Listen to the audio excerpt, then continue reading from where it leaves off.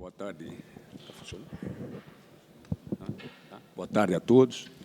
Para mim é uma alegria muito grande estar nessa casa, porque bem antes da pandemia eu acabei, o meu pós-doutorado foi aqui mesmo, nas mãos do professor Vera Cruz. Então, retornar aqui, para mim, é uma alegria muito grande, num momento tão delicado, num painel tão sensível como esse.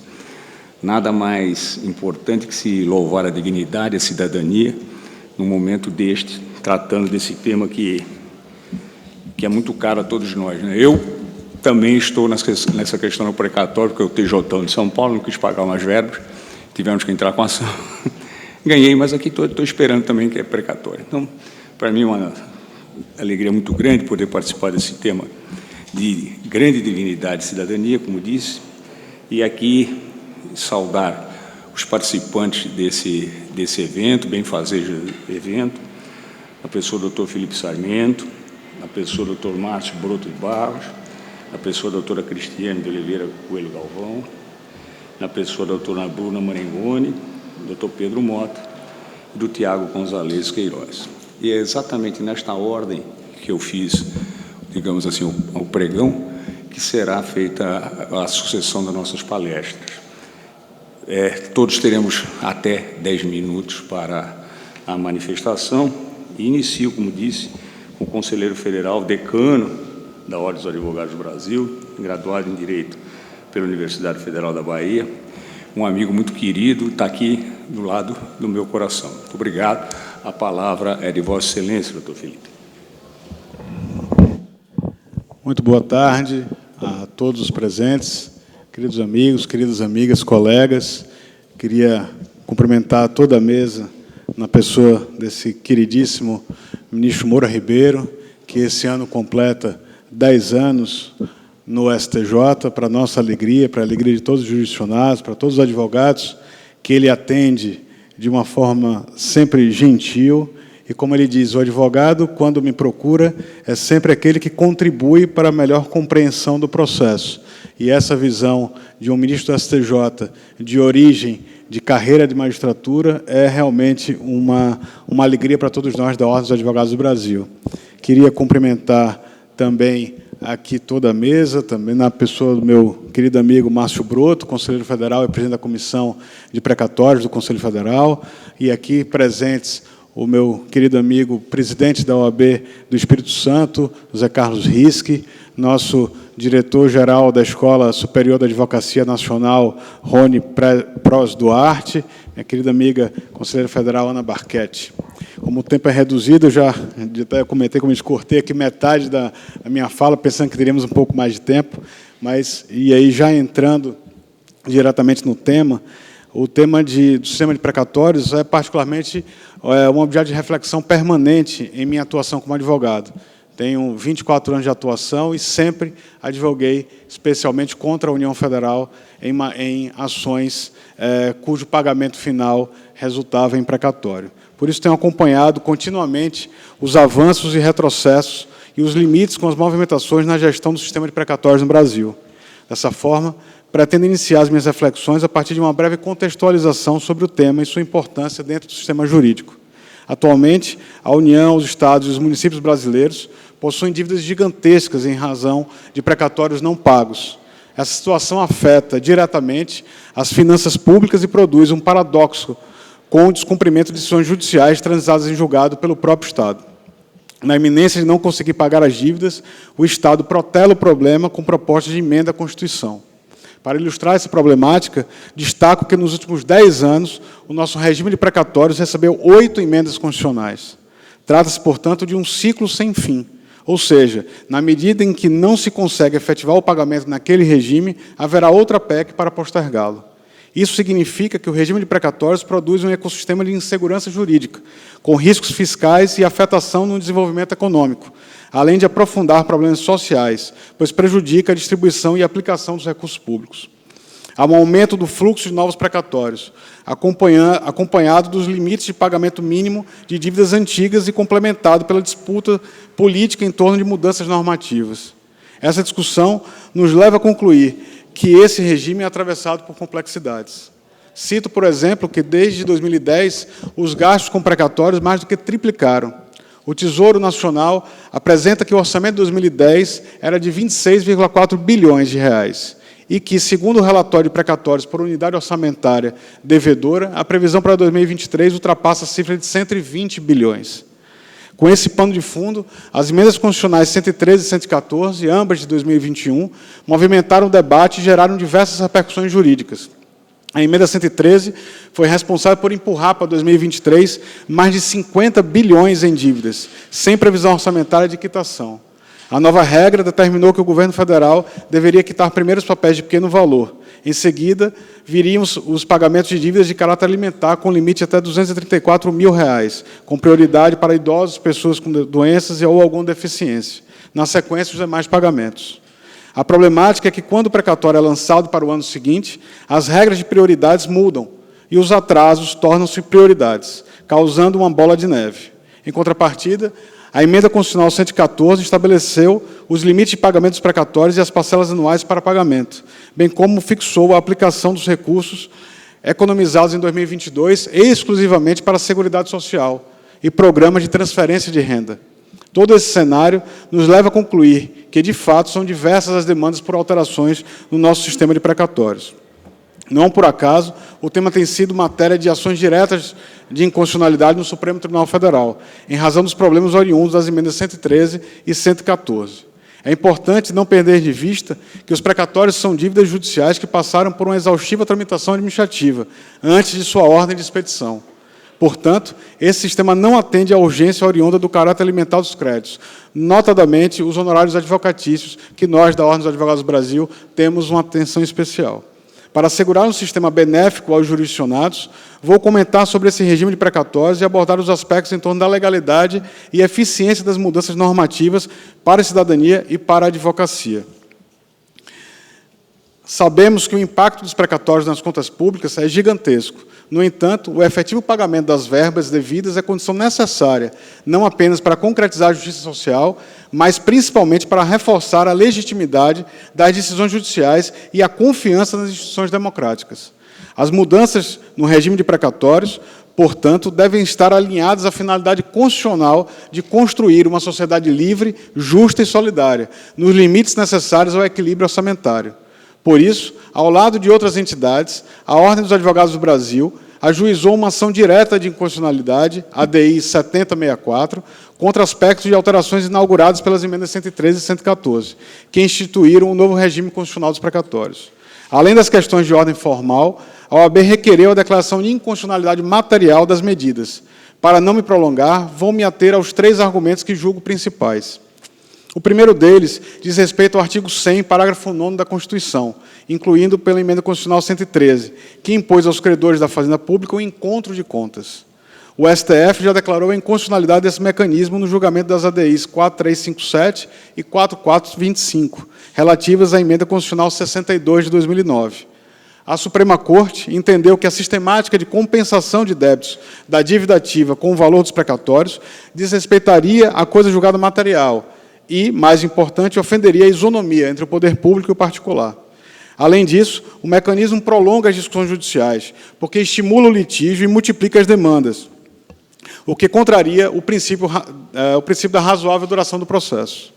Como bem apontou o ministro Carlos Aires Brito, tratava-se da instauração de, aspas, um terceiro turno processual judiciário, uma via crucis do precatório. Nesse regime, portanto, seria impreciso dizer que os créditos dos precatórios são compensados com débitos do credor, já inscritos na dívida ativa. Compensação havia no regime da emenda constitucional 62, declarado inconstitucional pelo Supremo. Na emenda constitucional 113, não se determina a compensação automática, como anteriormente, mas sim que o valor correspondente aos débitos inscritos na dívida ativa sejam depositados em conta vinculada à ação de cobrança, execução fiscal, por exemplo. Mas o destino desses valores será decidido pelo juiz da execução.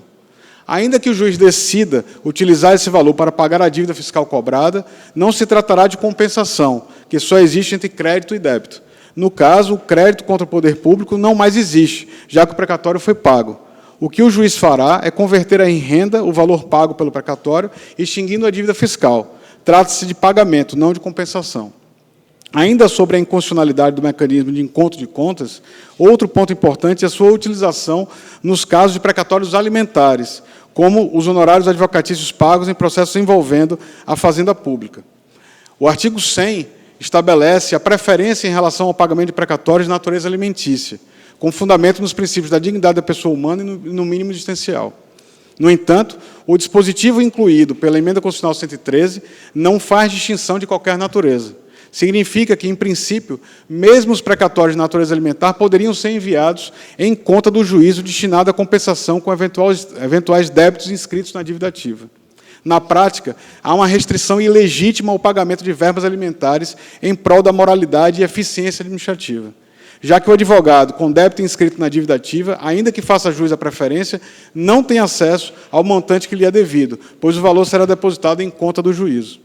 O segundo argumento, pela inconstitucionalidade, relaciona-se ao artigo 3º da Emenda Constitucional 113, que estabelece a regra da aplicação da Selic para condenações que envolvam a fazenda pública. O STF declarou a inconstitucionalidade da aplicação da TR como índice de correção monetária dos créditos contra o poder público e respectivos precatórios. Embora a utilização da Selic em matéria tributária tenha sido considerada constitucional, inclusive com fundamento na isonomia, já que é o índice utilizado para a correção dos créditos da fazenda pública, o STF não impôs nenhum índice específico, apenas disse que o índice a ser utilizado deveria representar a inflação, mencionando o IPCA, por exemplo. Tanto que, ainda hoje, em matéria previdenciária, se utiliza o INPC, que também representa variação de inflação, sem nenhuma acusação de inconstitucionalidade. Na decisão sobre modulação de efeitos, as ADIs 4357 e 4452, o STF reconheceu a aplicação do IPCAE como índice para a correção monetária, tendo em vista ser o índice oficial da inflação. Contudo, a atualização monetária abaixo do índice inflacionário, isso sim foi declarado pelo STF, evidentemente causa ao credor enormes perdas. A Selic, por ser instrumento de política monetária do governo, não tem nenhuma relação direta com a variação do poder aquisitivo da moeda, podendo, portanto, superar ou ficar muito aquém da inflação. E, nessa hipótese, configuraria um confisco do patrimônio do particular e inviabilizaria a justa indenização, principalmente no cenário do pagamento de precatórios, frustrando a finalidade última do processo, que é a restauração do status quo ante. O terceiro e último ponto que gostaria de destacar diz respeito à instituição do teto anual para pagamentos precatórios, incluído pela Emenda Constitucional 114. Segundo a proposta, até 2026, há um limite para a disponibilização de recursos para pagamento de precatórios. Essa medida adia indefinidamente os pagamentos que superem o valor do teto instituído. A solução para aqueles credores preteridos seria a renúncia de 40% do seu crédito, a fim de antecipar o pagamento. Como se vê, as disposições criadas para aperfeiçoar o sistema de precatórios têm uma consequência contrária. Elas formam uma bola de neve que não resolve a questão, descredibiliza o poder público e viola o direito de propriedade dos particulares.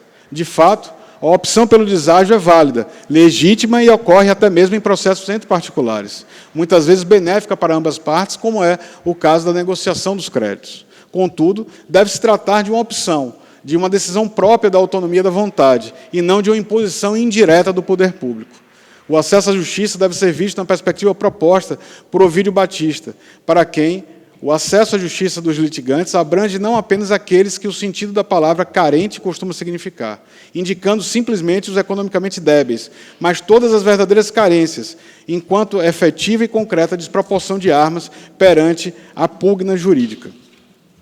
Nesse sentido, a falta de equidade na posição processual entre o Estado e o particular, evidentemente, deve entrar em discussão, para evitar uma falsa sensação de paridade. Senhoras e senhores, já me encaminho para o final. Gostaria de reiterar a importância dos precatórios para a advocacia e para a Ordem dos Advogados do Brasil. As alterações nos precatórios e seus efeitos nos honorários advocatícios apresentam uma série de desafios para a classe. O fracionamento dos honorários, muitas vezes a resistência judicial para o destaque dos honorários contratuais e a incerteza sobre os prazos de pagamento, por exemplo, tem dificultado a manutenção de uma subsistência digna para a classe. Para além de uma perspectiva corporativa, a OAB Nacional está em constante interlocução com as instituições republicanas, sob a firme liderança do nosso presidente nacional, Beto Simonetti. Defendemos a união entre os atores do sistema de justiça, para que juntos possamos superar os obstáculos em torno desse tema. Estou certo de que todos nós comungamos do mesmo objetivo, diminuir os impactos do novo regime no desenvolvimento da nossa economia, no aperfeiçoamento da gestão dos recursos públicos e na segurança jurídica. No que diz respeito ao sistema brasileiro de precatórios, a saída é sempre coletiva. Precisamos observar as demandas de todas as partes, dialogar com diversos setores interessados e achar o caminho que favoreça a todos. As alterações recentes das emendas constitucionais 113 e 114 têm seus méritos, mas pecam em vários pontos. Como já dito, as mudanças vulneram direitos fundamentais e prerrogativas processuais constitucionais. Encerro reforçando a importância de espaços como este aqui, no FIB, com debates tão qualificados que temos tido no evento, que é uma oportunidade singular, ministro, para refletir e debater ao lado de palestrantes plurais e, claro, com as divergências naturais. Estou certo de que todos nós sairemos com novos questionamentos, com novas perspectivas para pensar e propor saídas em torno dos assuntos que nos circulam. Novamente, gostaria de agradecer o convite aqui do nosso Sidney Gonzalez e registrar que é uma honra contribuir com esse espaço voltado ao conhecimento crítico. Muito obrigado a todos.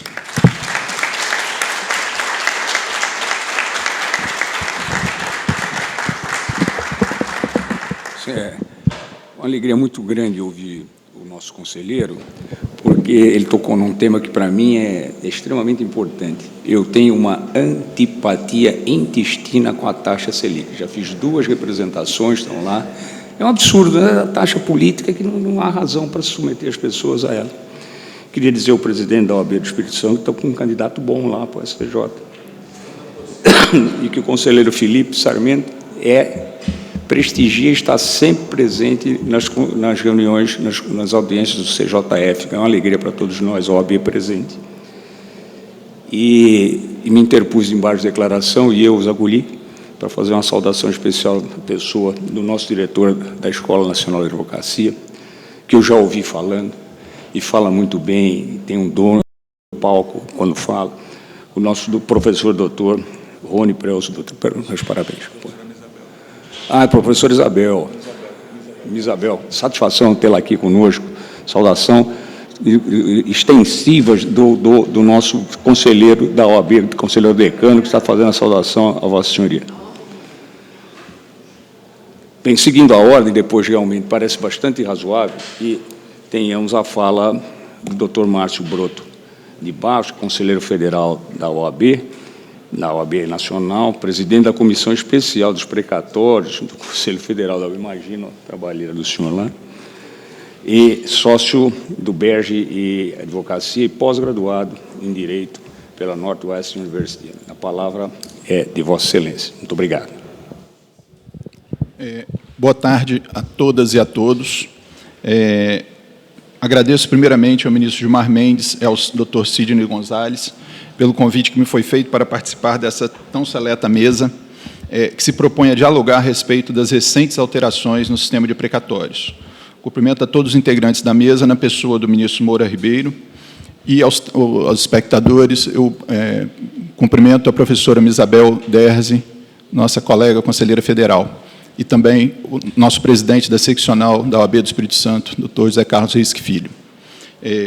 Parabéns ao colega Felipe, né, o amigo Felipe, pela sua exposição bastante detalhada aí sobre, inclusive, as razões de inconstitucionalidade das emendas, né, 113 e 114.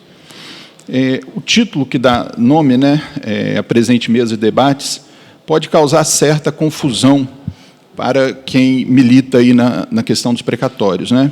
Primeiramente, pela questão aí recentes. O que seriam recentes alterações? Como disse o Felipe Sarmento, houve aí nos últimos 10 anos, pelo menos 8 alterações no sistema de precatórios.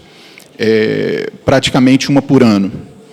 E o Judiciário, infelizmente, não dá conta de julgar tantas demandas. Por exemplo, a Emenda Constitucional 30, que foi objeto das ADIs 2356 e 2362, sequer ainda teve desfecho. A Emenda Constitucional teve seus efeitos suspensos em 2010 e o Supremo agora iniciou o julgamento de mérito, já com alguns votos, pelo menos 5 votos, pela inconstitucionalidade da emenda. Mas ainda não há uma decisão definitiva. Então, tudo isso é muito recente, são alterações recentes que vêm uma se sobrepondo à outra sem uma solução definitiva. Pelo contrário, cada vez está ficando pior. O artigo 100 da Constituição, como eu disse, então, já foi emendado nos últimos 25 anos, ou seja, desde a emenda 30, pelo menos 10 vezes, sendo, por isso, muito provavelmente, o artigo da Constituição que mais sofreu emendas. A segunda palavra que causa confusão para estrangeiros poderia ser, por exemplo, a palavra precatório, algo que só existe no Brasil, né? E aí eu faço aqui uma breve leitura de uma definição do Google, que talvez já esteja desatualizada. É uma requisição de pagamento de uma quantia certa feita ao ente público, União, Estado, município, suas autarquias ou fundações, em virtude de decisão judicial definitiva e condenatória que possibilita a pessoa vitoriosa receber o crédito da condenação. Hoje em dia, isso está desatualizado porque as pessoas não vêm recebendo o crédito da condenação. Simplesmente assim. Infelizmente, não é o caso do Brasil, que quando o ente público, primeiro, o ente público em nações diferentes do Brasil, eles não se envolve tantas vezes em tantas contendas judiciais, principalmente as contendas tributárias, né? São tantas normas que viram um campo de batalha ali praticamente diário para o advogado. Mas esse não é o caso do Brasil, né? O poder público, no caso, a União Federal, pratica uma série de inconstitucionalidades e ilegalidades, violando o direito dos cidadãos. Uma parte dessas violações, ou seja, somente uma pequena parte, é levada ao conhecimento do Poder Judiciário e o resultado são condenações judiciais que eram pagas via precatórios. E aqui surge realmente a novidade. Eram pagas, né? Até porque, nos últimos 35 anos, até o advento das emendas 113 e 114, de final de 2021, a União Federal nunca deixou de pagar um precatório por falta de recursos orçamentários, mesmo que o pagamento tenha sido feito de forma parcelada, como foi o caso do parcelamento operado pela Emenda Constitucional 30 de 2000. Com o advento dessas novas emendas, pelo menos duas novidades surgiram. De um lado, estipulou-se um teto para as despesas oriundas de condenações judiciais, que fez com que um valor significativo dos precatórios devidos a partir de 2022 pela União não fosse quitado. E, de outro, estipularam-se no parágrafo 11 do artigo 100 da Constituição formas de utilização dos precatórios, formas essas que, segundo o texto constitucional emendado, independeriam de regulamentação no que tange à União Federal. Com relação ao subteto de gastos, que redunda no não pagamento de precatórios federais e na criação de um passivo que só aumenta a cada ano que passa, a questão está judicializada, como bem frisou meu amigo Felipe Sarmento, na ADI 7064, ajuizada pelo Conselho Federal da Ordem dos Advogados do Brasil e pela Associação dos Magistrados Brasileiros, sendo que ela se encontra sob relatoria do ministro Luiz Fux. O Conselho Federal tem levado ao conhecimento do relator, principalmente, suas considerações a respeito do assunto, principalmente no tocante aos prejuízos jurídicos que o não pagamento dos precatórios ocasiona ao sistema, notadamente a perda da efetividade da jurisdição, que fica esvaziada sem o cumprimento efetivo da condenação imposta ao ente público. Essa questão da constitucionalidade das emendas está, pois, entregue ao Supremo Tribunal Federal, ao qual rogamos que julgue o quanto antes. Haja vista que a questão se torna mais complexa sob o ponto de vista do orçamento da União a cada dia que passa. Já com relação a outra alteração promovida pelas emendas constitucionais 113 e 114, que foi a ampliação das possibilidades de utilização dos precatórios, a qual, segundo o texto constitucional emendado, independeria de regulamentação por parte, no que tange à União Federal, a questão é mais complexa. Foi editada uma primeira regulamentação em dezembro de 2022, que veio a ser revogada, sem que outra fosse colocada no lugar imediatamente. Recentemente foi aberta uma consulta pública, que inclusive está aberta até o próximo dia 30, a respeito de uma segunda regulamentação proposta. A regulamentação proposta essa que tem gerado dúvidas com relação ao propósito do governo de cumprir ou não o texto constitucional, que diz que, em relação à União, isso independeria de regulamentação. Levanta, no meu entender, uma indagação importante. O não pagamento dos precatórios seria uma política de um governo, que já passou, ou uma política do próprio Estado brasileiro? A regulamentação proposta, que se encontra em consulta pública, revela uma série de contrassensos, que que impõe uma segunda pergunta. O detentor do precatório, que se sagrou vencedor em uma disputa judicial contra a Fazenda, é credor ou devedor nessa relação? E aí 2 pontos ganham relevo na regulamentação, que deveria, no entender da comissão que presido no Conselho Federal, que é a Comissão Especial de Precatórios, se limitar a questões procedimentais, nunca limitar o que não foi limitado pelo texto constitucional. A primeira dessas questões é a possibilidade de exigência de garantias a serem prestadas, pasmem, pelo detentor do precatório em favor da União Federal. Essa questão é tão absurda sob todos os aspectos que seja analisada. Se o precatório é um direito líquido e certo, por que se exigir uma garantia quando da sua utilização? Ou seja, o próprio credor exigindo uma garantia de que ele vai cumprir o precatório. Mesmo naqueles casos que ainda não transcorreu o prazo para a ação rescisória, a exigência é absurda e, como dito antes, transforma o credor de um precatório em um devedor. No mais das vezes, a utilização, inviabilizando, no mais das vezes, a utilização de precatórios para aqueles fins previstos no parágrafo 11 do artigo 100. Outra questão que também me parece absurda e que surge nessa portaria, que se encontra em consulta pública, é a imposição de uma condição resolutória ao negócio, consistente na ulterior disponibilização dos recursos para pagamento do precatório pelo tribunal respectivo. Essa exigência, que torna o negócio jurídico realizado com precatório incerto, até que a implementação da condição, traz enorme insegurança jurídica para o credor do precatório, a ponto de desestimular o seu uso previsto na Constituição. De fato, você tem o precatório, tem que prestar uma garantia para utilizá-lo, e uma garantia em que essa regulamentação sequer traz um prazo, não, vai ser durante 1 ano, ou seja, traz mais custo para o credor do precatório que deseja utilizar para todos aqueles fins. Com essas considerações a respeito de alguns dispositivos da portaria que regulamentará a utilização dos precatórios, fica a pergunta: o não pagamento de precatórios é uma política de governo ou uma política de Estado? Eu, particularmente, quero crer que se tratava de uma política de governo, até porque, como dito anteriormente, até o advento das emendas 113 e 114, o governo federal, desde a promulgação da Constituição de 88, sempre pagou os precatórios. Todavia, o futuro, em breve, nos trará a resposta. Muito obrigado a todos. Essas eram as considerações que tinha a respeito.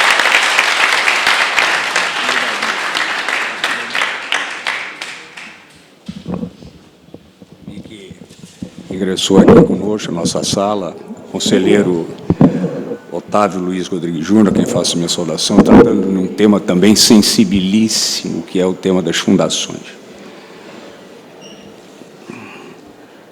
Conselheiro, se Vossa Senhoria fala que temos 10 emendas em 10 anos, em quase 10 anos, só podemos debitar essa fúria legislativa ao fato de Justiniano ter voltado para a Terra, né, e feito o que está fazendo. Não é possível, né, essa furor legislativo deve ter sido tomado pelo espírito de Justiniano no nosso Congresso.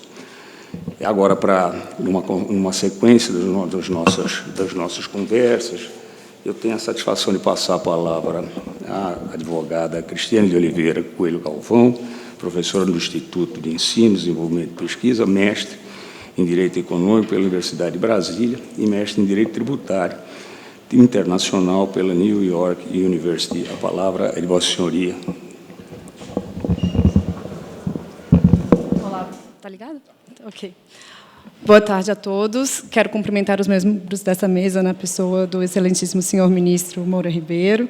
Também pedir paciência aos que nos assistem, porque vou falar um pouquinho mais sobre um tema um pouquinho menos interessante do que o nosso eterno conselheiro Felipe Sarmento e o nosso presidente aqui da Comissão de Precatórios, professor advogado Márcio Broto. Queria agradecer aqui aos que me assistem, primeiro na pessoa do Daniel e do Aldo, que me acompanham todos os dias nessa tarefa de cada vez compreender mais o que são os créditos e as litigâncias judiciais. também na pessoa da doutora Nelly, da doutora Rita e do doutor Manuel, com quem compartilhei aquela instituição da qual muito me alegro ter participado, que é a Procuradoria da Fazenda Nacional, e que cresce a olhos vistos, como a gente vê aqui com o nosso ex-procurador-geral da Fazenda Nacional, mas que fez a instituição crescer e se desenvolver, e hoje estar aqui com a sua excelência e o seu peso, colocando as suas questões aqui também.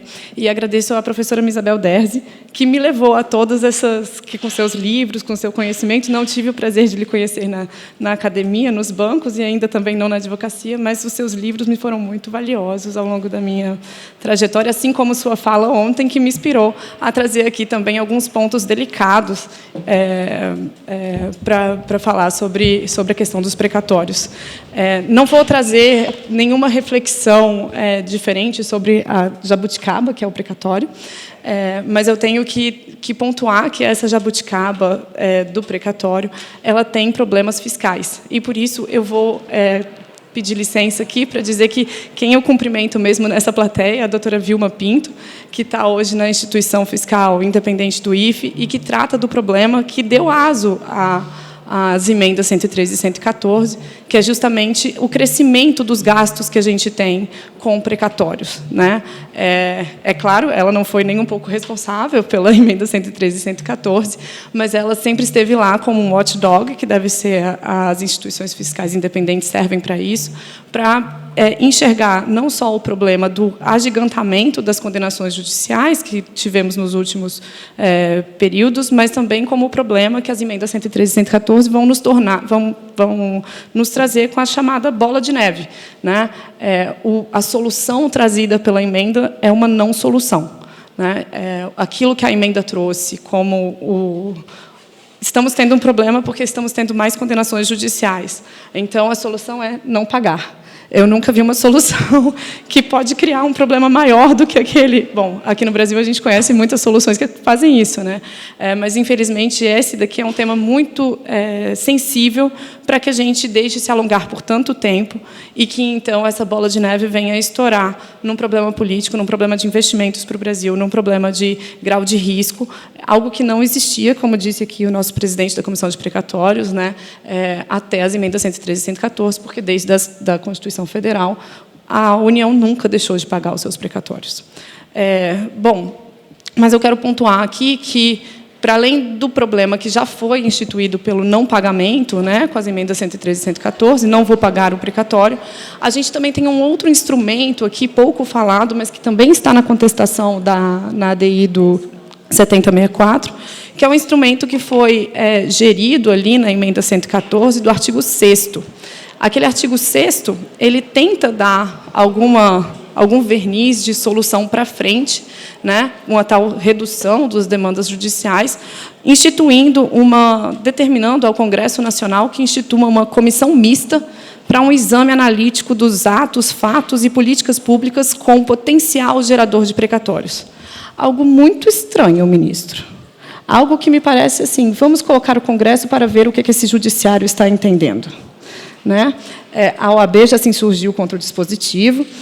Acho que esse dispositivo ele não tem a não ser que muito bem temperado, contemporaneizado, com uma política ali do Congresso Nacional diferenciada, como um viés de estudo e não com um viés de revisão, né?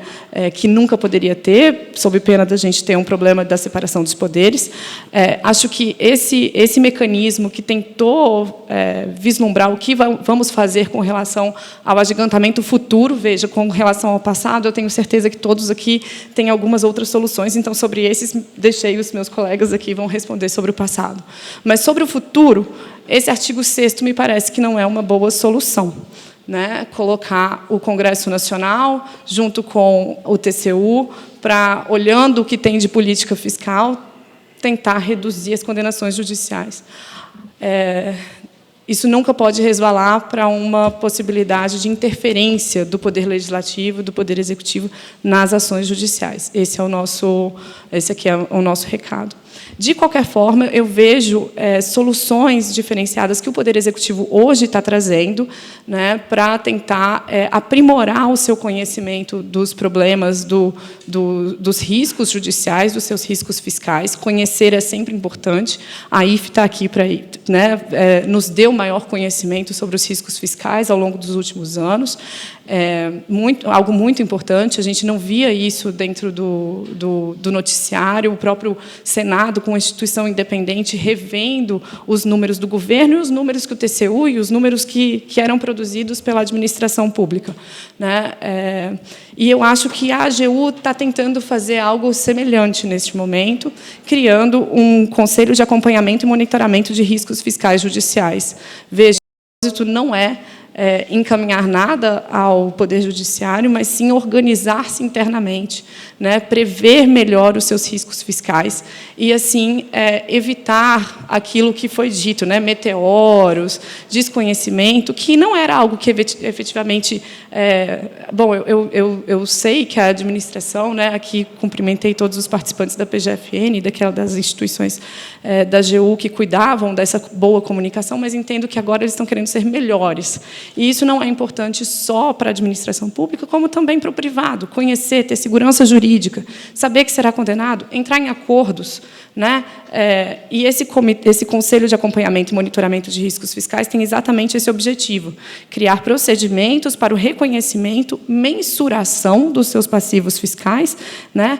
E tratamento desses passivos fiscais. Certamente o tratamento não vai ser não pagar, né? Agora será estudado, assim a gente espera. Esse conselho será formado pelo ministro Jorge Messias, da AGU, ministro da AGU, pelo ministro Fernando Haddad, do Ministério da Fazenda, e pela ministra Simone Tebet, do Ministério do Planejamento e Orçamento.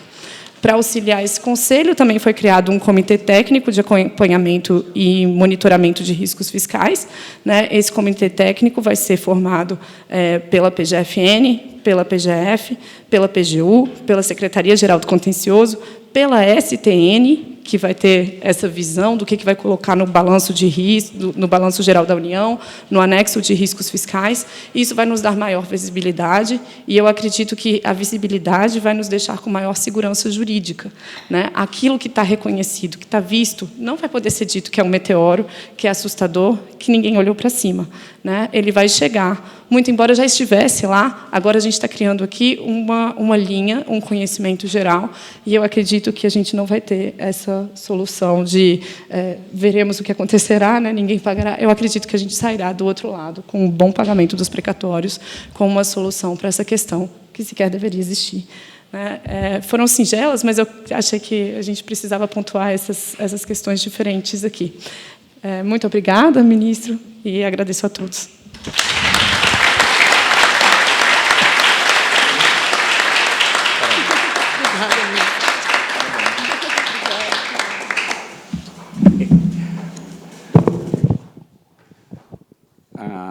A fala da doutora Cristiane me lembrou muito, quando começando a falar do Jabuticaba, me lembrou muito de Raul Seixas, aquela música tão bacana dele, Nós Não Vamos Pagar Nada.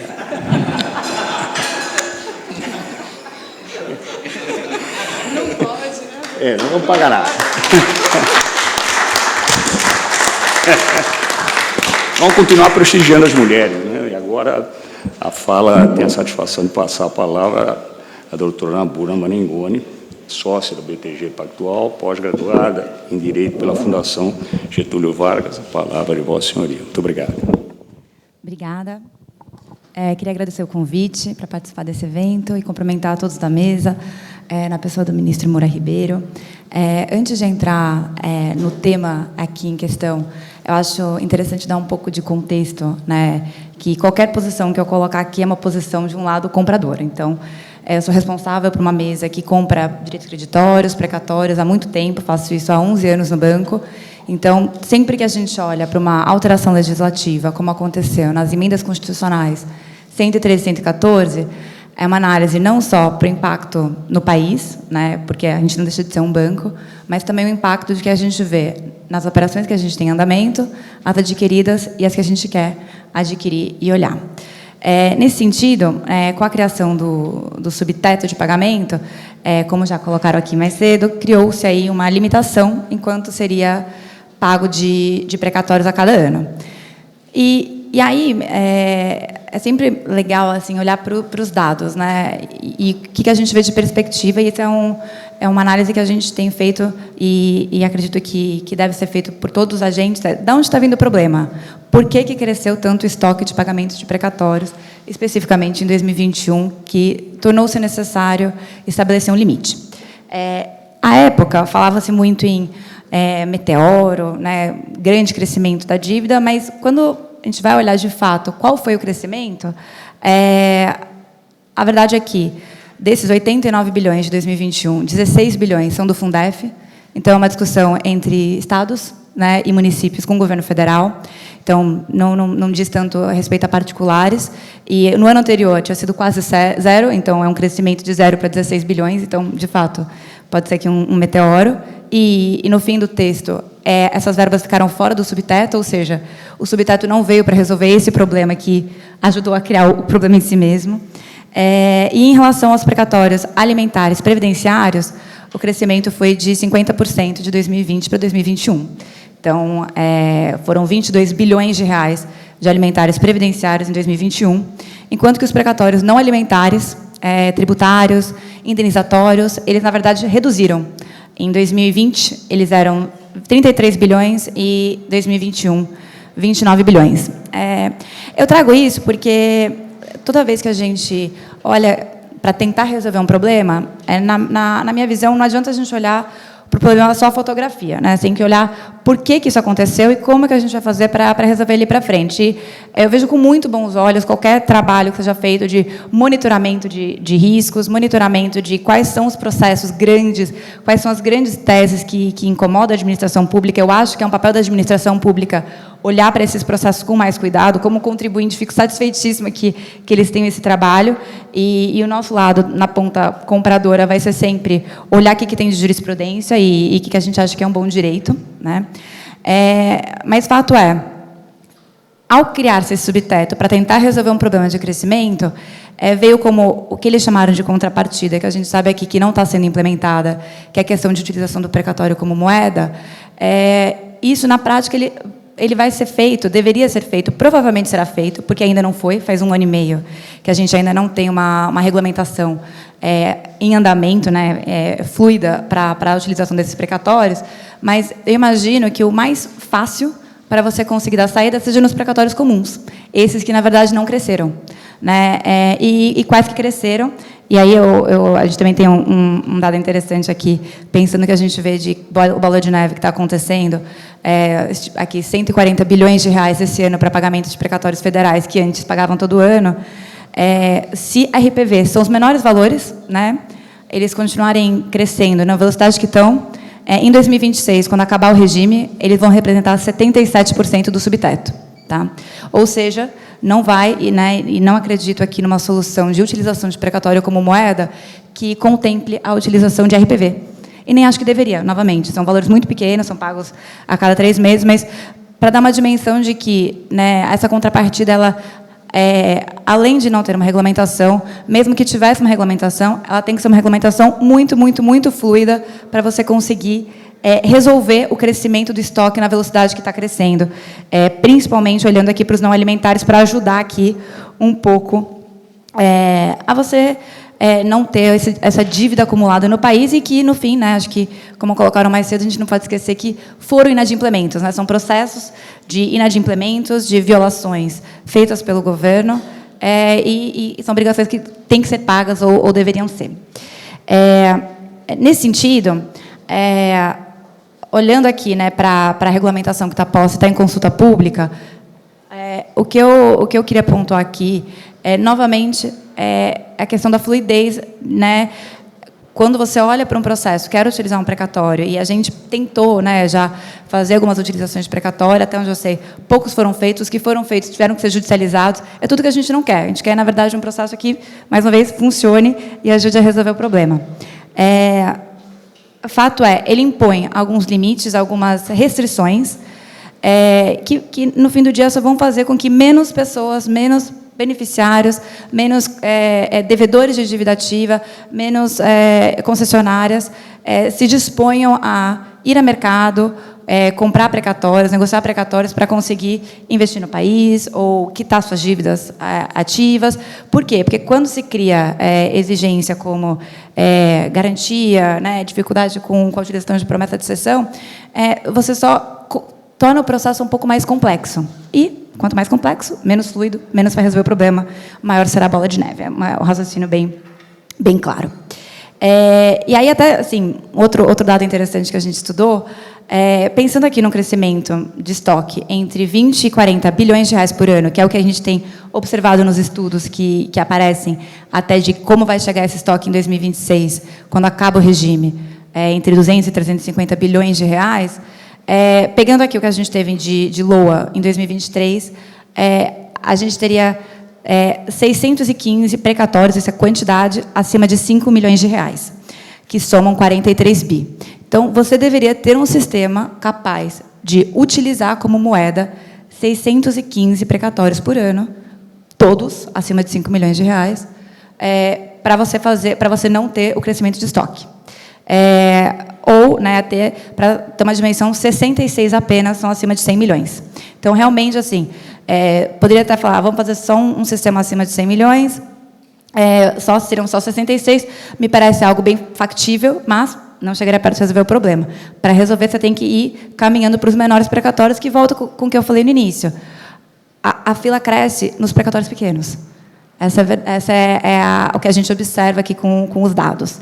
Né? Que aí, não custa lembrar, previdenciários, de servidor público, discussões aí da década de 90, são esses precatórios que representam aqui o maior crescimento do estoque. Então, assim, eu acho que, para tentar colaborar aqui com o debate e colocando a perspectiva, novamente, sempre de alguém que compra esse ativo, então, claramente parcial, do nosso lado, qualquer que seja a regra, eu acho, o grande mercado vai se adaptar. Mas eu acho que o mais importante é tentar entender melhor o problema. Eu acho que soluções como monitorar esses processos, criar mecanismos de mediação antes do processo virar um precatório, eu acho maravilhosa essa solução. Você já reduz na largada o estoque. A gente, né, sabe que o judiciário ele consegue caminhar para a administração pública tem plena capacidade de monitorar 100% dos processos, ou os maiores causas, já fazem isso, unificar isso, ver o que incomoda, o que não incomoda, fazer um esforço, né, não um esforço, mas tentar se voltar para esses processos, sabendo que são eles aí que vão incomodar ali na frente, e já partir no processo, na execução, para uma mediação, para um acordo, para reduzir o valor na largada, depois, na hora de virar o precatório, tentar dar uma saída direta. Então, assim, acho que qualquer iniciativa nesse sentido são bem-vindas.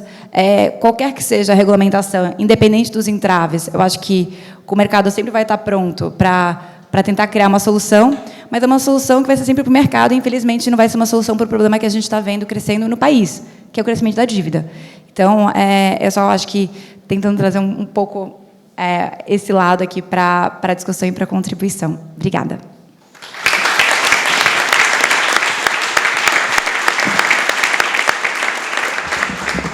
Bruna, a senhora trouxe números de crescimento do precatório, valores transamazônicos, uma coisa impressionante, né? Assusta a todos nós.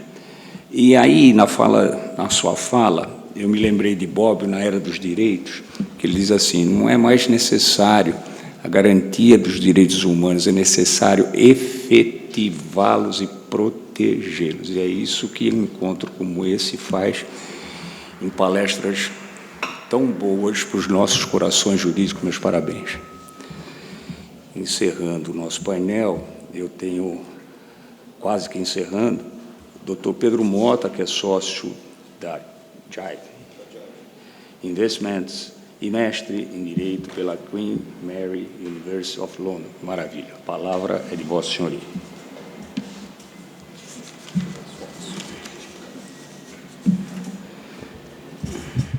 Muito obrigado, ministro. Saúdo a todos os colegas da mesa, na pessoa de Vossa Excelência. Saúdo também Dr. Sidney Gonzalez, na pessoa do meu queridíssimo colega Tiago Gonzalez, parceiro de mesa, que, enfim, acho que com brilhantismo, que ele é único, consegue reunir tantas mentes brilhantes aqui uma vez por ano para discutir um pouco do panorama institucional do país. E saúde, obviamente, a todos que estão nos ouvindo aqui.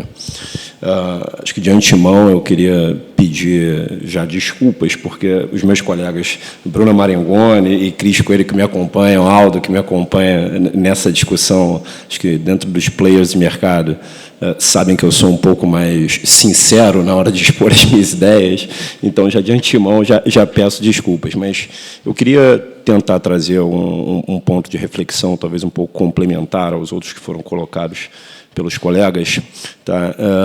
Pelo seguinte: muito foi dito aqui sobre as inconstitucionalidades vistas nas emendas constitucionais 113 e 114, nas 8 emendas constitucionais que nós vimos ao longo dos últimos 10 anos. Né? A Cris trouxe um ponto de vista super complementar a esses pontos, trazendo um pouco das deficiências que a gente enxerga na nova legislação. E a Bruna trouxe a perspectiva do mercado, e aqui eu vou tentar me ater a essa perspectiva de mercado também, porque, tal como a Bruna, eu sou sócio de uma gestora independente. A gente não tem um banco como a Bruna tem, mas a gente é uma gestora independente, e hoje a gente tem aproximadamente 19 bilhões de reais investidos no país em ativos que a gente considera, né, o mercado considera estressado, e dentre eles está precatório. A gente tem um book que a gente chama de aproximadamente 4 bilhões e meio de reais em precatórios. Então, a gente acha, pelo menos, que a gente conhece um pouquinho desses negócios.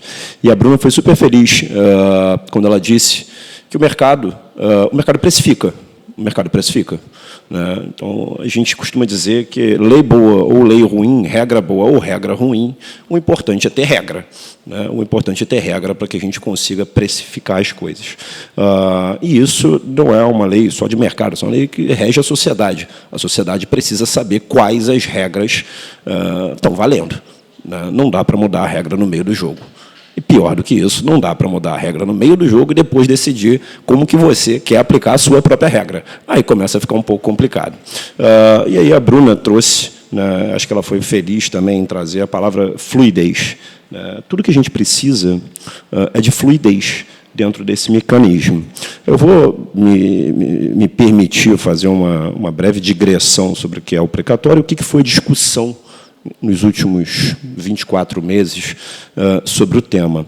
Eu vou citar 2 artigos recentemente publicados dentro desse período. O primeiro pelo professor, né, e ex-diretor do Banco Central, Gustavo Franco, que, durante as discussões que circundavam PEC, à época, né, a proposta de emenda constitucional sobre a alteração do regime de precatórios, o professor Gustavo Franco já dizia, tá, que qualquer outra solução que não enfrentasse o problema, tá, de como se contabilizava o precatório era falha, porque hoje o precatório é tratado como despesa e não como dívida.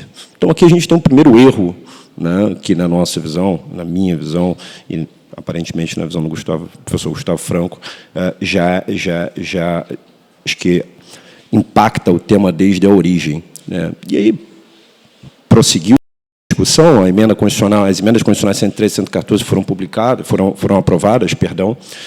Iniciou-se um debate público acerca do parágrafo 11 do artigo 100. Para quem não estiver enturmado ou escolado no tema, o parágrafo 11 do artigo 100 da Constituição, ele foi inserido pelas emendas 113 e 114, e ele traz, basicamente, a possibilidade de utilização dos precatórios como moeda de pagamento para 5 hipóteses. Né? Basicamente, vamos usar aqui o termo lato sensu e a técnico compensação fiscal tributária, ou seja, pagamento de tributos,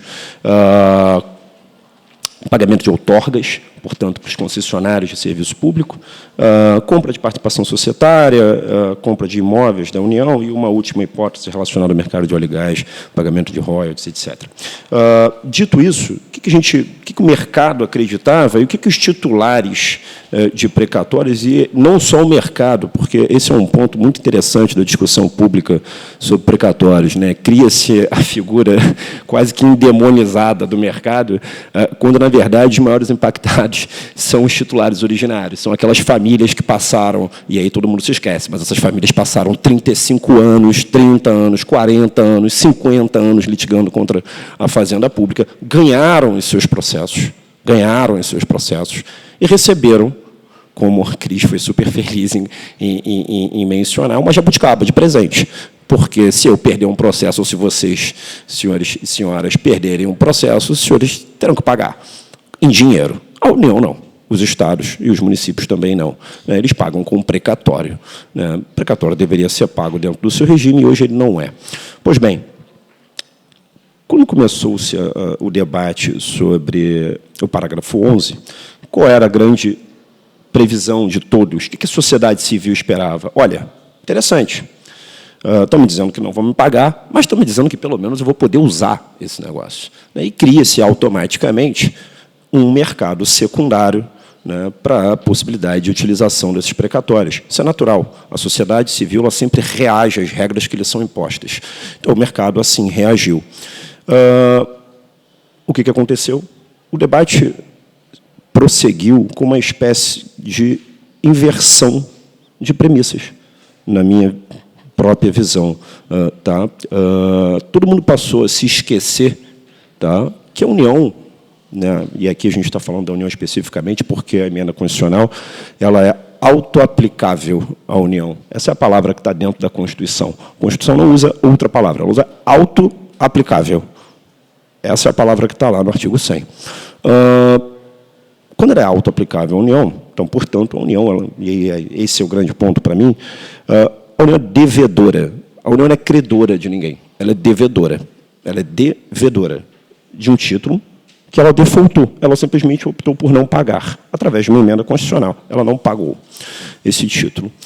Mas, em contrapartida ao não pagamento, criou-se, ou tentou-se criar, uma solução que hoje, apesar de muita resistência, é um fato, ela está inserida na Constituição, a Constituição garante o uso dos precatórios.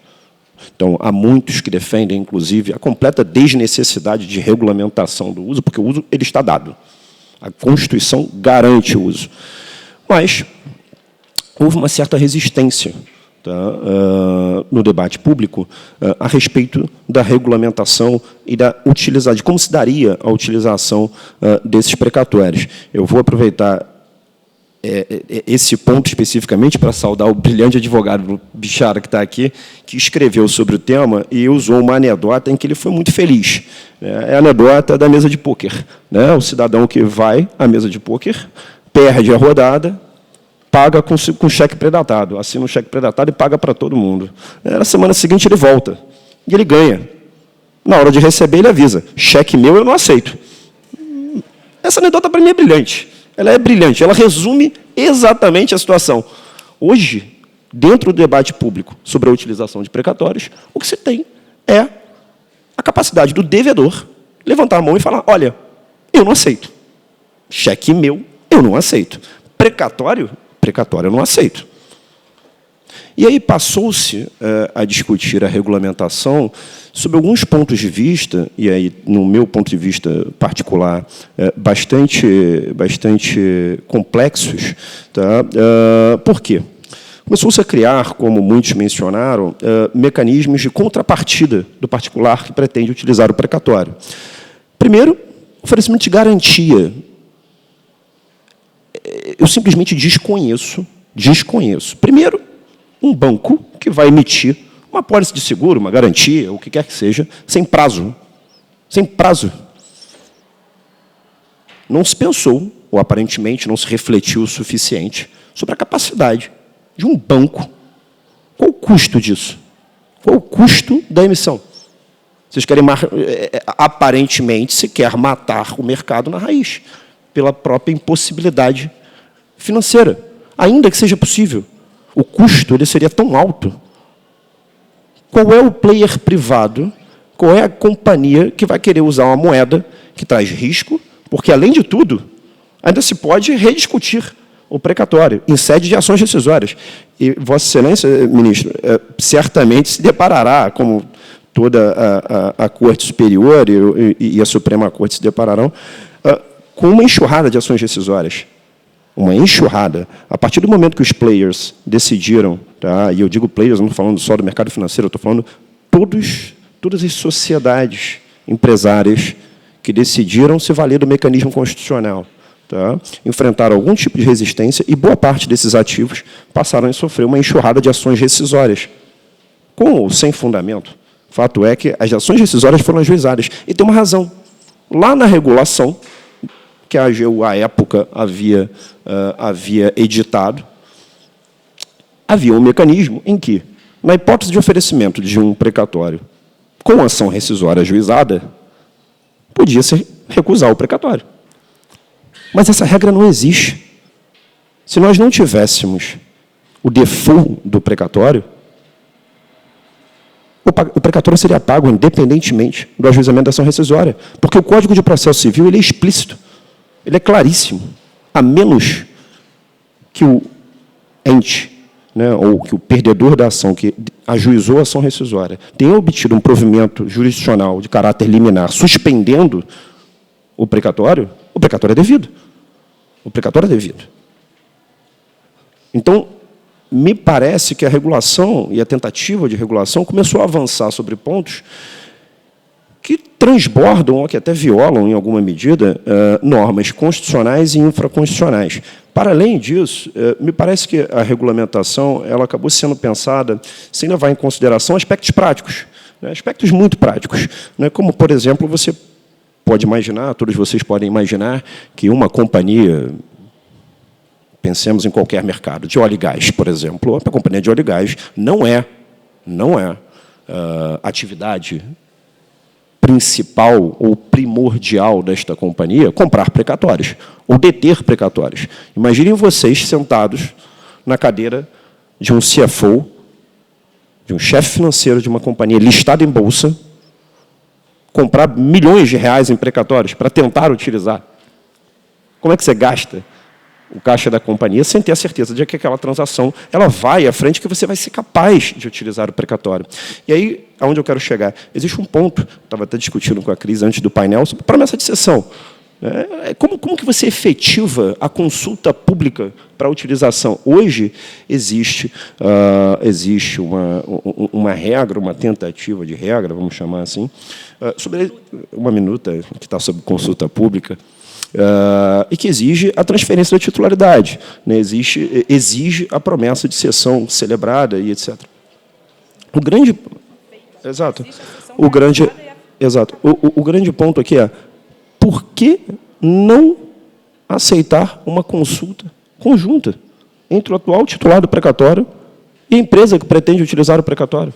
Por que você quer exigir a transferência do ativo para simples e mera consulta? Por que o órgão público, na análise do precatório, que ele vai precisar fazer de qualquer maneira, ele vai precisar analisar, por que ele não é capaz de analisar e dar a sua opinião, conferindo e garantindo ao indivíduo que pretende utilizar o precatório que ele vai poder utilizar aquele precatório? A partir daí, conta-se um prazo, 5, 10, 15, 2 dias, 24 horas, para que a transferência do ativo seja feita e que esse indivíduo possa, então, finalmente, efetivar a sua transação de compensação. Então, o que eu gostaria de trazer aqui é uma visão, eu acho que talvez um pouco mais pragmática, sobre a tão bendita fluidez que a Bruna mencionou, do mecanismo, né? A gente hoje tem uma emenda constitucional que defaultou boa parte dos precatórios.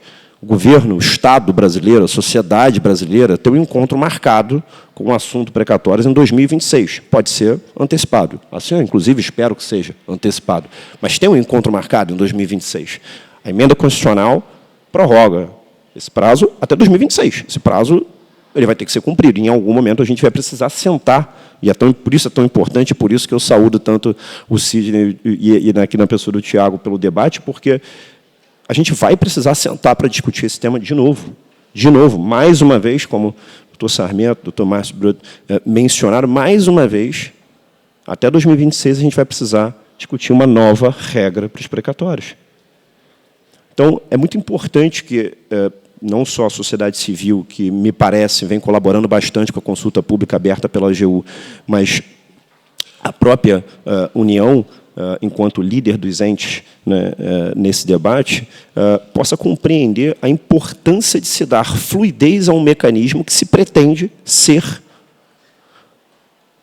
parte da resolução de um problema institucionalizado. Se você pretende resolver um problema, por favor, como a Cris mencionou, não crie um problema maior. Crie a solução. Porque com um problema maior, a gente vai caminhar para uma nova tentativa de solução, e essas tentativas elas não vão terminar nunca. Né? Exato, é o que se brinca do buraco negro. Né? Você nunca sabe onde termina. Você nunca sabe onde termina. A Bruna mencionou, a conta do estoque é de 250 a 350 bilhões de reais em 2026. É impagável. Me parece um consenso absoluto que o Estado não tem capacidade de pagar 350 bilhões de reais em 2026. Ou bem, nós damos fluidez aos mecanismos de utilização para tentar, ao menos, diminuir essa estrutura, esse esqueleto, como o Gustavo Franco disse lá no artigo dele, ou bem, nós vamos caminhar realmente para pular do precipício. E quando a gente pula do precipício, a gente não sabe bem como a gente termina lá embaixo. Né? Então, acho que são essas as minhas considerações, ministro, e espero ter sido claro o suficiente.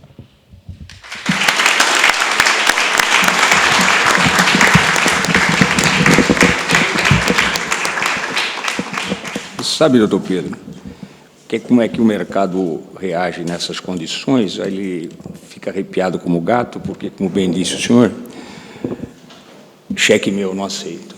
Porque eu se conheço. Né? Estou vendo aqui o ministro Marco Aurélio Belize, coleguíssimo da terceira turma, um juiz brilhante, de toga limpa, que traja com riqueza jurídica e social de primeira ordem. Também vi chegar aqui o presidente Henrique, sempre presidente Henrique, leve por fineza o nosso abraço ao presidente, agora o Ricardo Cardoso, seu colega e nosso colega. Muito obrigado. Caminhamos, então. O conselheiro Felipe falou uma coisa, né?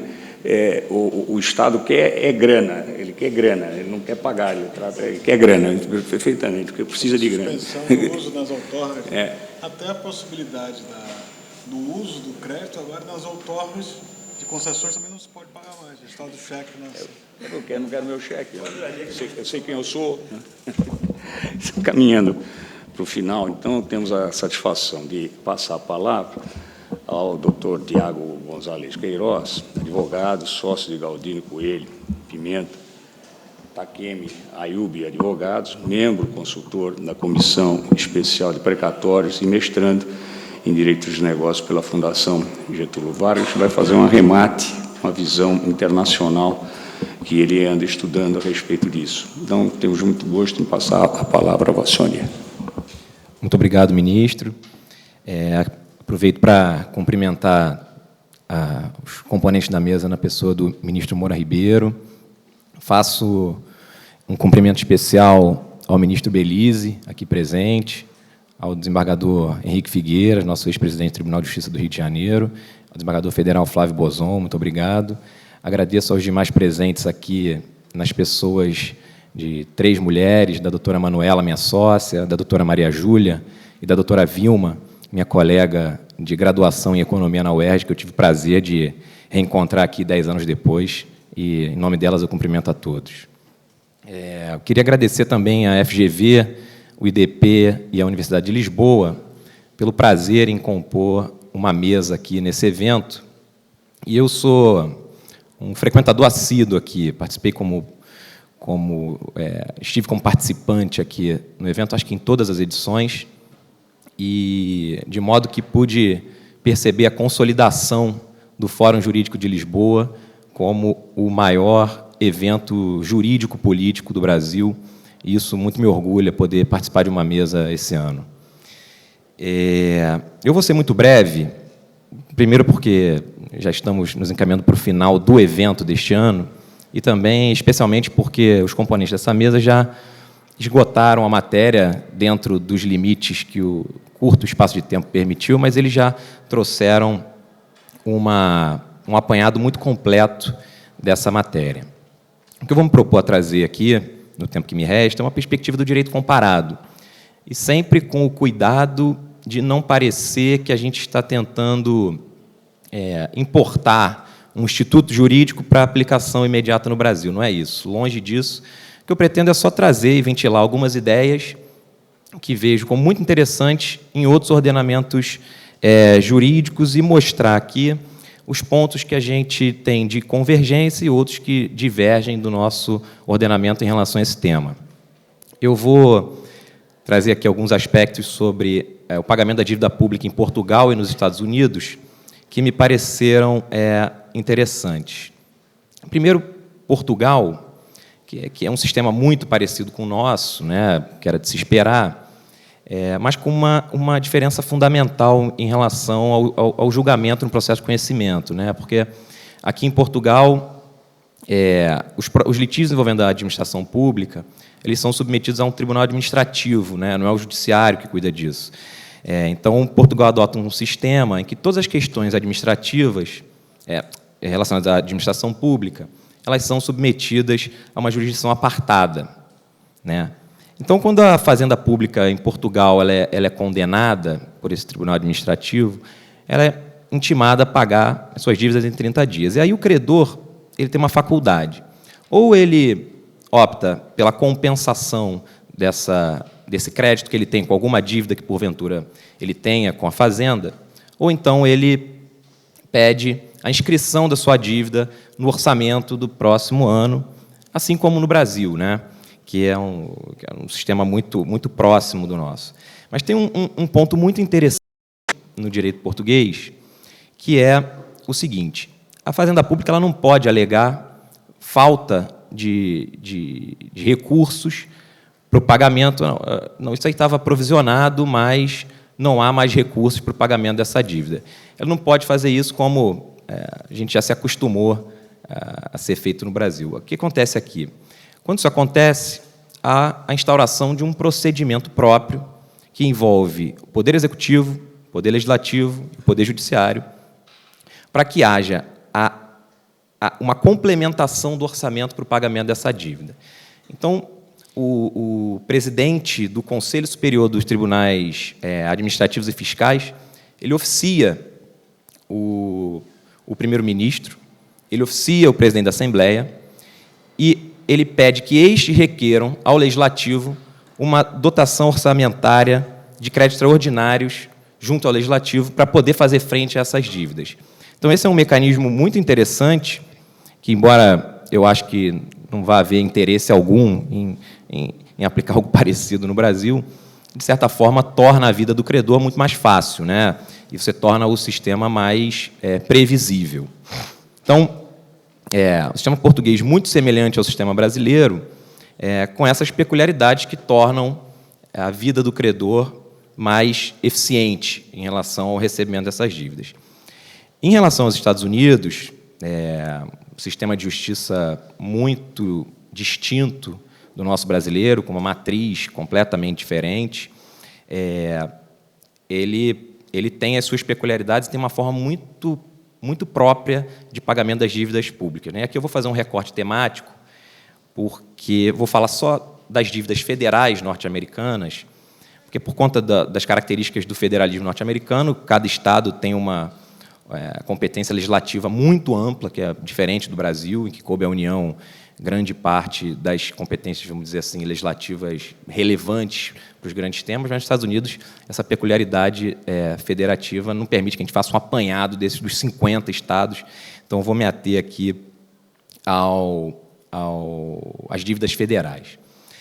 Em relação às dívidas federais, a Constituição norte-americana ela exige, assim como a Constituição brasileira, que todo valor a ser pago ele esteja previsto no orçamento, né? Mas há uma diferença fundamental em relação ao sistema brasileiro e que torna o pagamento das dívidas da Fazenda norte-americana, federais, claro, muito mais eficiente. Que é o seguinte: enquanto no Brasil se exige a inscrição, né, no orçamento do valor exato da dívida para pagamento com sorte no próximo exercício, o sistema norte-americano ele conta com um fundo que é um fundo judicial específico que é utilizado para pagamentos de dívidas advindas de condenações judiciais. Então, esse fundo ele recebe, é um fundo que tem caráter indefinido e permanente, ele não tem relação com as dívidas anteriores. Quando é feito o orçamento, ele recebe fundos, eventualmente, se achar que ele já faz frente às potenciais dívidas do ano seguinte, ele não recebe, isso vai caber ao Legislativo, mas é um fundo permanente, de caráter indefinido, e que vai servir para o pagamento dessas dívidas. Antigamente, até 1956, o Congresso norte-americano ele fazia a inscrição dívida a dívida para o orçamento seguinte, pagava como no caso do Brasil. Em 1956, viu-se que isso exigia um trabalho muito grande do Congresso norte-americano, criou-se esse fundo. E esse fundo ele permite que se paguem as dívidas com extrema rapidez, porque você não precisa de uma autorização, quer dizer, tem até um procedimento, mas você não precisa inscrever isso no orçamento do próximo ano, para que aí você tenha o valor disponibilizado para receber, no mínimo, com um ano de demora, né? Nos Estados Unidos, esse fundo, depois que você aplica por um sistema eletrônico muito célere, você leva até 2 semanas para receber um cheque na sua casa. Você pode também fazer por fax ou por carta, o que demora a eternidade de 4 a 6 semanas. Então, é um sistema que permite uma eficiência muito longe do sistema brasileiro, né? Não há um fundo só, há um fundo geral para condenações, mas também há fundos temáticos especiais. Por exemplo, o Fundo de Conservação da Água e Terra, ele é usado quando o Serviço de Parques dos Estados Unidos tem que pagar dívidas relacionadas à disputa de terras. Então, nesse caso, você tem um fundo especial. Então, esse procedimento ele se beneficia de um dinamismo que hoje a gente não usufrui e acho que muito longe da nossa realidade. Há um ponto de convergência, que é a natureza simplificada a depender do valor. Lá nos Estados Unidos, se a condenação e o pagamento da Fazenda Pública for até $100 mil, não se exige que o Congresso americano faça a conferência das contas. Entra no sistema, vai para o Gabinete Geral de Contabilidade e eles emitem o cheque em 2 semanas, já chega em casa. Se for uma dívida acima de $100 mil, exige que o Congresso norte-americano faça uma conferência das contas, e aí isso leva um pouco mais de tempo, mas nada que se compare ao nosso sistema brasileiro, como a gente conversou aqui. Então, eu quis mostrar aqui, já me encaminhando para o final, eu quis mostrar aqui a perspectiva de outros ordenamentos jurídicos, me limitei a Estados Unidos e Portugal pelo tempo, né? Com o objetivo de ventilar novas ideias, para que a gente possa manter a discussão aberta e ver que há formas distintas e muito mais eficientes de se fazer e que são feitas em outros países, que a gente não precisa se acostumar com o nosso calvário para recebimento de valor, o que, de certa forma, foi o que criou, né, esse mercado secundário, que hoje é o que leva e produz conhecimento e produz discussões nessa matéria. Eu adoraria encerrar aqui de forma apoteótica, trazendo uma citação bonita, como meu amigo Dr. Bichara traz aqui, uma citação, mas eu vou apenas agradecer aos presentes e dizer o meu muito obrigado aqui, minha satisfação em participar desse painel. Muito obrigado, boa tarde.